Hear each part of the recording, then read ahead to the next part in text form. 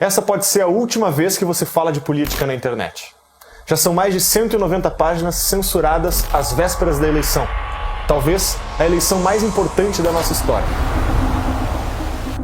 E quando é o poder que está em jogo, o custo pode ser a sua liberdade. A quem interessa que o brasileiro tenha a memória curta?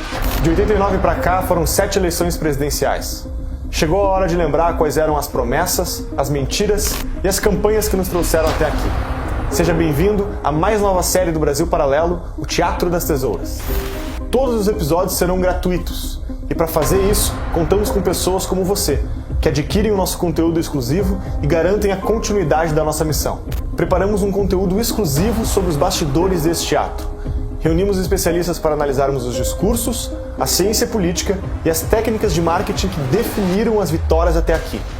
E você também pode fazer parte da assinatura do Brasil Paralelo. Com um único pagamento, você pode ter acesso a todo o conteúdo exclusivo produzido até aqui e tudo que ainda vamos produzir nas próximas séries. Se queremos recuperar a nossa cultura e mudar o Brasil, precisamos de você como protagonista. Fique agora com a série O Teatro das Tesouras e até breve.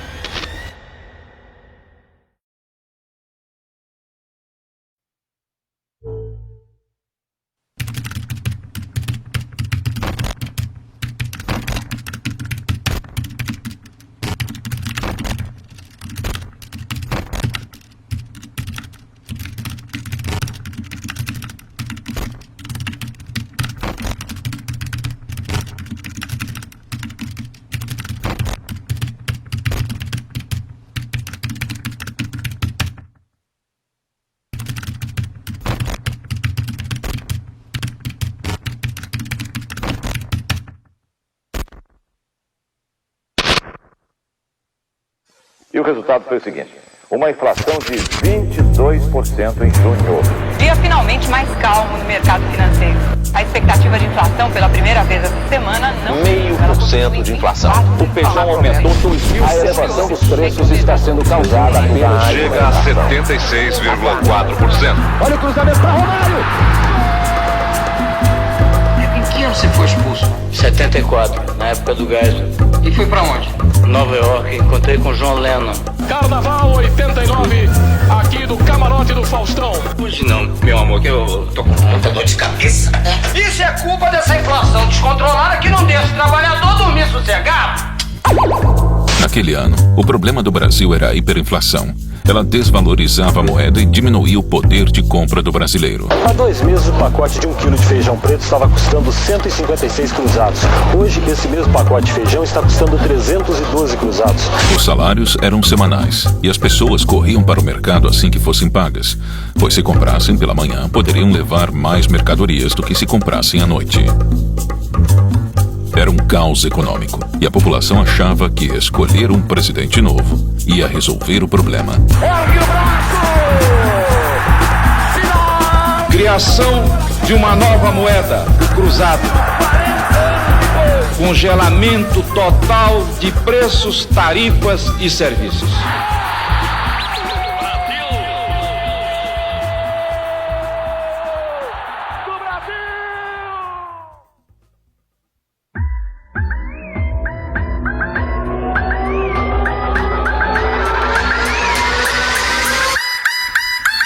Prometo manter, defender e cumprir A Constituição.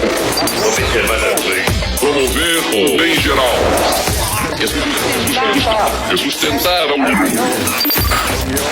a integridade e a independência do Brasil.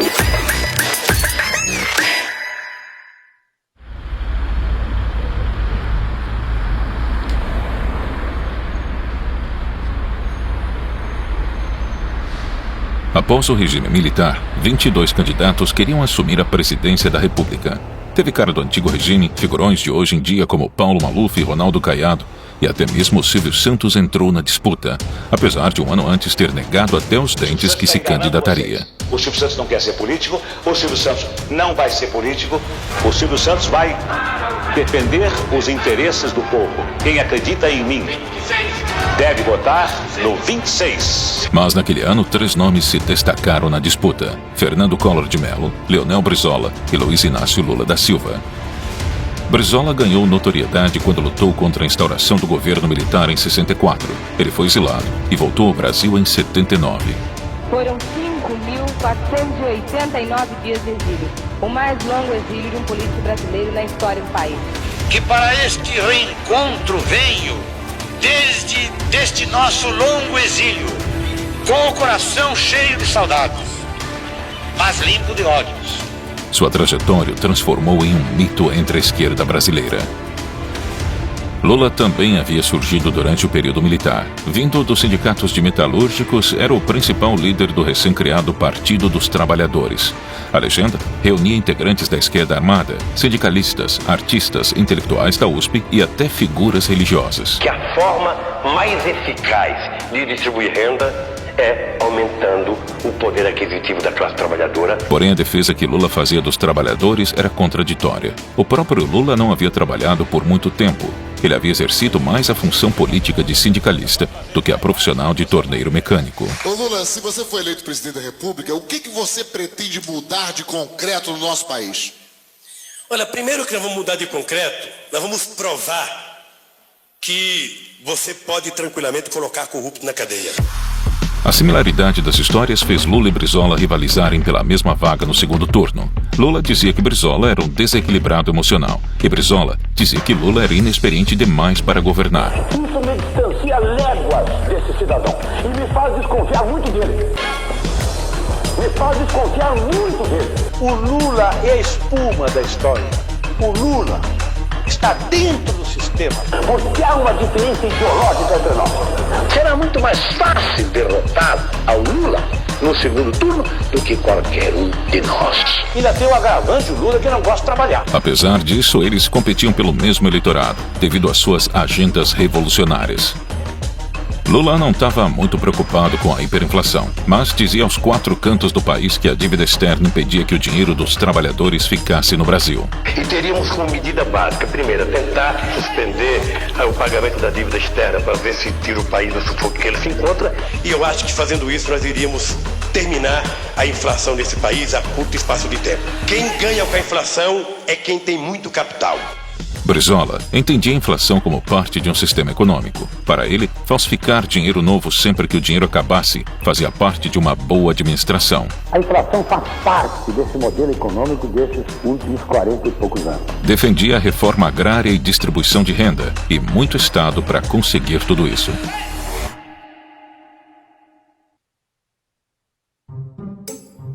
Com o início do meu governo, este país vai começar a mudar. As instituições voltarão a ser sérias e respeitadas. Vamos restabelecer a credibilidade e a confiança nos partidos e nos homens públicos. O Brasil vai voltar a crescer e o brasileiro vai ter de novo orgulho do seu país. Collor cultivava uma persona midiática. Jovem e com um discurso assertivo, se apresentava sempre com confiança. Era performático como um ator. Este é o símbolo da nossa fé. A mesma fé que me faz acreditar que poderemos juntos construir um futuro melhor para todos os brasileiros. Prometia acabar com os privilégios dos funcionários públicos e dos políticos, e assim ficou conhecido como caçador de marajás. Além do discurso econômico inovador, Collor criticava a falta de competência de José Sarney, o então presidente que não havia resolvido a inflação. O senhor sempre foi um político de segunda classe. O senhor nunca teve uma atitude de coragem. De quebra, ainda tinha uma promessa ambiental: preservar o Pantanal e a floresta amazônica. Collor arrancou na frente na campanha política. Sua família possuía um império midiático em Alagoas e apareceu muito mais e muito antes que os outros candidatos na mídia. Nem precisou participar dos primeiros debates. Sua vaga no segundo turno era certa. Se a eleição fosse hoje, os resultados seriam esses. Luiz Inácio Lula da Silva, do PT, seria o terceiro, com 11%. Leonel Brizola, do PDT, ficaria em segundo, com 16%. E Fernando Collor de Mello, do PRN, seria o primeiro, com 31% pelos números do Ibope.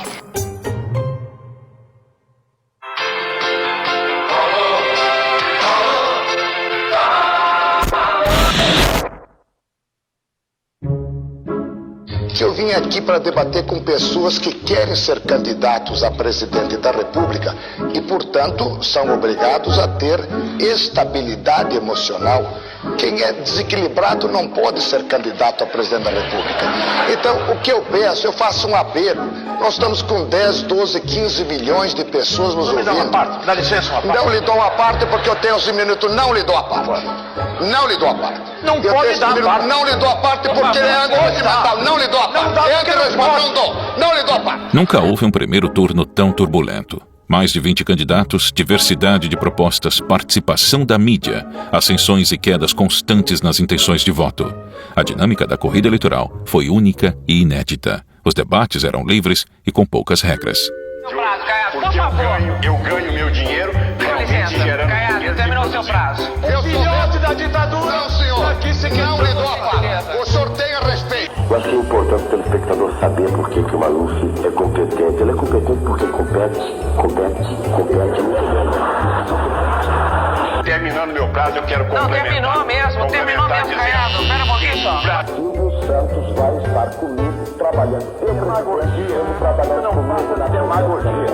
Puxando o saco do seu Silvio Santos aqui na televisão. Doutor Brizola, venha se interromper. Com licença. Fazendo restrições que reivindicam terra. Só me dá licença, o seu minuto de réplica. Passou 15 anos no estrangeiro, não aprendeu nada. E o pior é que não esqueceu nada. Isso que é o pior. Intervalo, por favor. Já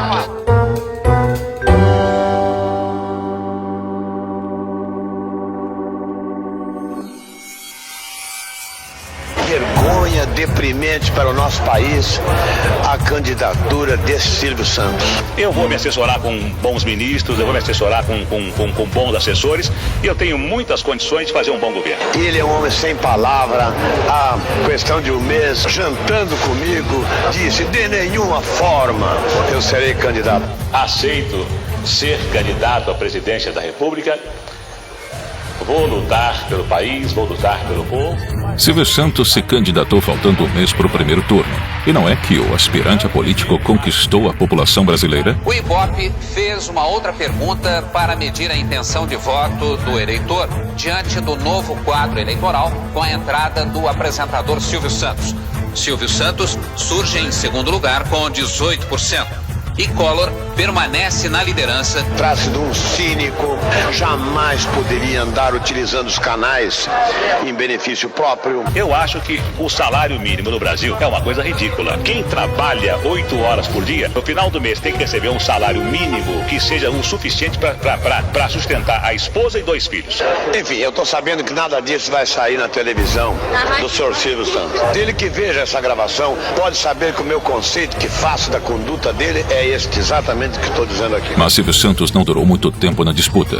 Alegando que o apresentador não cumpriu o regulamento eleitoral, Brizola fez uma manobra para caçar a candidatura do homem do baú. O candidato do PDT, Leonel Brizola, anuncia no Rio que vai pedir a impugnação da candidatura do empresário Silvio Santos. No pedido, o PDT argumenta que o empresário é dono de uma rede de televisão. Ele está exercendo a direção daquele império, daquele complexo, e a lei é clara. Ele não se desincompatibilizou. Silvio ficou irritado quando lhe perguntaram se era verdade que o ministro Oscar Dias Correia iria pressionar os juízes do Tribunal Superior Eleitoral para não impugnarem a candidatura dele. Nós somos brasileiros tentando fazer com que esse país progrida e ainda no meio de nós, brasileiros de nível universitário como vocês são, há piadas como essa a respeito da justiça. Aqui no bairro do Morumbi, na frente da casa do empresário Silvio Santos, aumentou a tensão nos últimos 10 minutos quando se ficou sabendo que o quarto juiz do Tribunal Superior Eleitoral também votou, como os 3 anteriores, pela impugnação da candidatura. Menos um candidato na roda foi um alívio para seus adversários. Eu acho que foi correta a decisão do tribunal porque moralizou o processo eleitoral. Com Collor garantido no segundo turno, a disputa se concentrou em Lula e Brizola, que brigaram até o último dia pela vaga.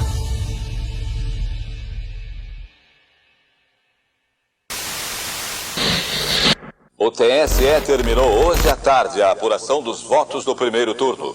No resultado final, a vantagem do candidato do PT, Lula, sobre o candidato do PDT, Leonel Brizola, é de 454.445 votos. Vamos aos números finais. Em primeiro lugar, Fernando Collor, 20.611.011 votos. Em segundo, Lula, com 11.622.673 votos. Em terceiro, Brizola, 11.168.228 votos. O contexto não era favorável para Lula enfrentar Collor. No campo internacional, a esperança era de uma ruptura com os regimes socialistas revolucionários. O Muro de Berlim, erguido pela União Soviética durante a Guerra Fria, foi derrubado 4 dias antes do primeiro turno. A imagem de Lula vestido de vermelho comandando o Brasil não agradava o mercado. A partir daí, é convencer a classe empresarial de que eles precisam deixar de ganhar as fortunas que estão ganhando hoje. É preciso que muitos empresários deixem de engordar a sua conta bancária, deixem de engordar o seu patrimônio pessoal, para que uma parte disso seja revertida em salário. O circo ia se agravar. Era hora de fazer aliança com inimigos, pedir ajuda para a mídia, influenciar o povo e arrecadar dinheiro. Para ter alguma chance, Lula precisava do apoio de Brizola. O petista e o pedetista deixaram a briga de lado e se alinharam contra Collor. Foi a maior transferência de votos na história. Mais de 120 mil pessoas lotam o centro de Porto Alegre, saudando Lula e Brizola. Que ninguém deve considerar que venha a ser uma incerteza o fato de um trabalhador, de um sindicalista como Lula, ser eleito presidente da República. Todos nós temos o dever de ajudá-lo amanhã. Ajudar sem querer nada. Isso...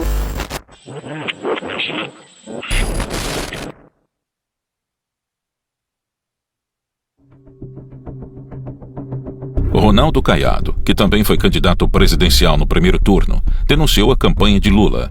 Naquela época, partidos políticos eram proibidos de receber dinheiro de empresas privadas. A alegação de Caiado era que o petista havia recebido $200 mil por meio de Caixa 2 para aprovar um projeto da empresa Lubeca em São Paulo. Vamos continuar conversando hoje sobre o caso Lubeca.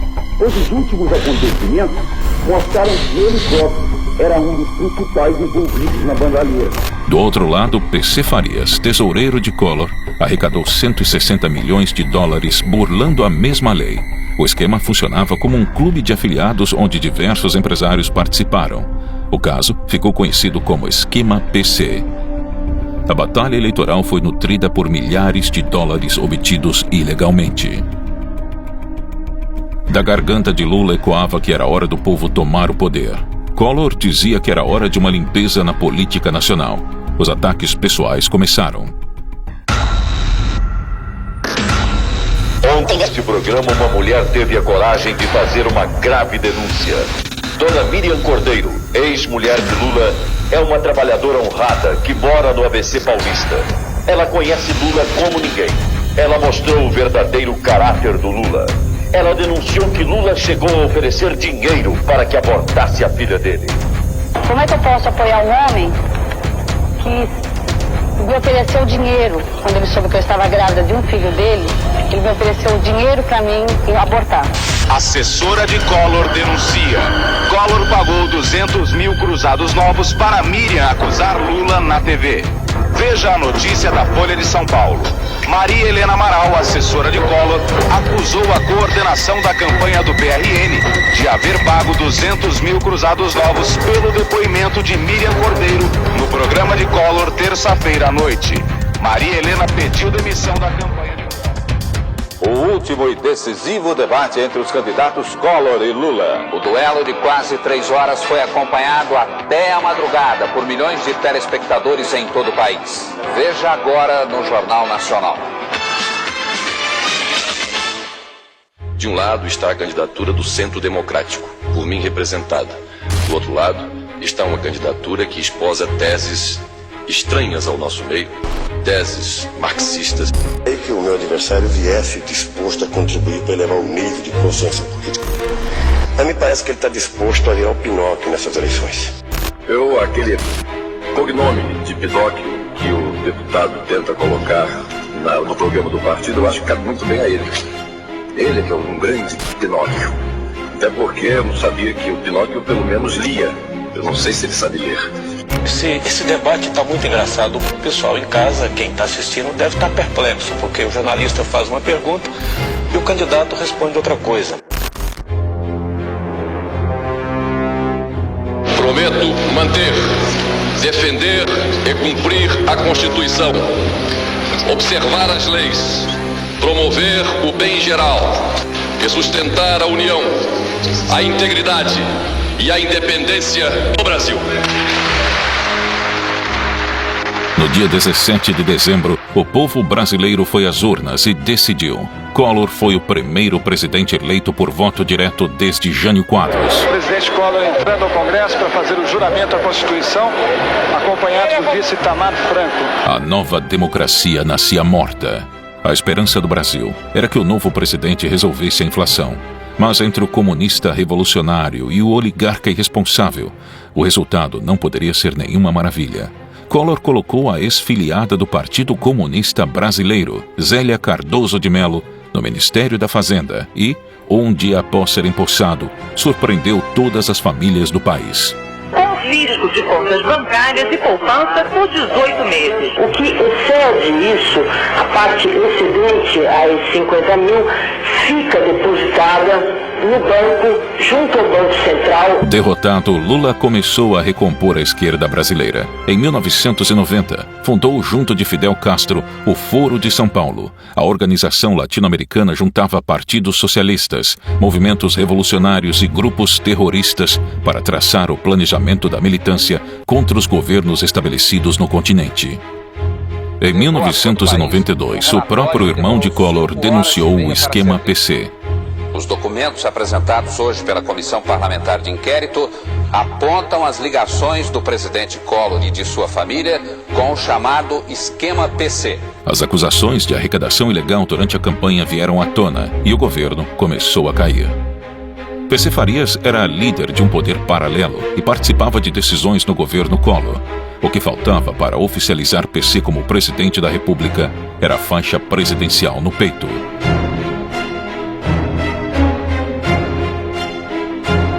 A oposição aproveitou a brecha e partiu para a derrubada de Collor. O movimento pró-impeachment está crescendo muito e nós achamos que nós vamos ter uma maioria de 2/3 aqui no Congresso Nacional. No dia 1º de outubro de 1992, o Senado iniciou o processo de impeachment. Mas, durante o julgamento, Collor assinou a sua renúncia para não perder seus direitos políticos. A partir deste momento, Fernando Collor é presidente afastado e assume o vice-presidente da República, Itamar Franco. Em 1996, PC Farias e sua namorada foram mortos a tiros na casa do empresário. Até hoje não se sabe quem foi o mandante do assassinato da peça central do esquema de corrupção que derrubou Collor. O primeiro presidente eleito por voto direto depois de 29 anos. Foi também o primeiro presidente latino-americano a sofrer impeachment. O novo Brasil não foi construído.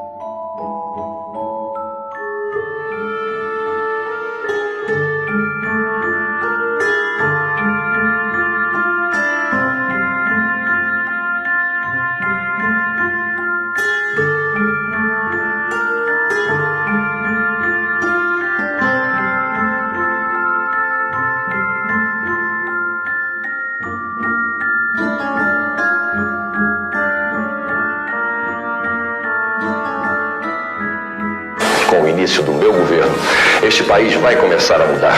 As instituições voltarão a ser sérias e respeitadas. Vamos restabelecer a credibilidade e a confiança nos partidos e nos homens públicos. O Brasil vai voltar a crescer e o brasileiro vai ter de novo orgulho do seu país.